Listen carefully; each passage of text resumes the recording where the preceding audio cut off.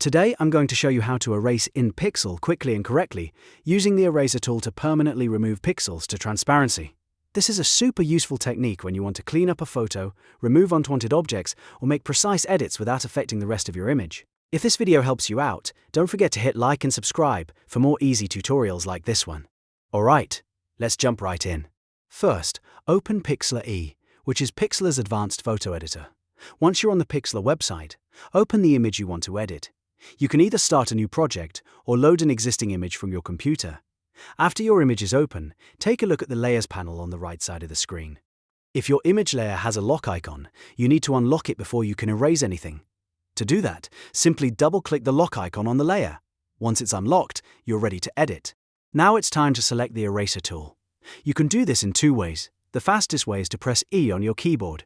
You can also click the eraser icon in the left toolbar, which looks like a rubber eraser.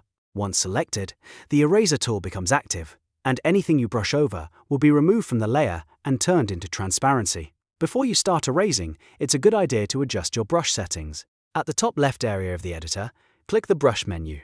Here you can change the size and softness of the eraser brush. If you need to remove a large section, increase the brush size, so you can work faster. If you want cleaner edges or more detailed control, use a smaller brush. For hardness, set softness to 0% if you want sharp, hard edges. If you want smoother blending around the erased area, raise the softness to around 50% or higher. This makes the erase effect fade more naturally into the image. Once your brush is set up, move your cursor over the area you want to remove and click and drag across it. You'll see the unwanted part disappear as you erase. If you make a mistake, don't worry, you can undo the last action and try again. Or simply adjust your brush size and continue erasing more carefully.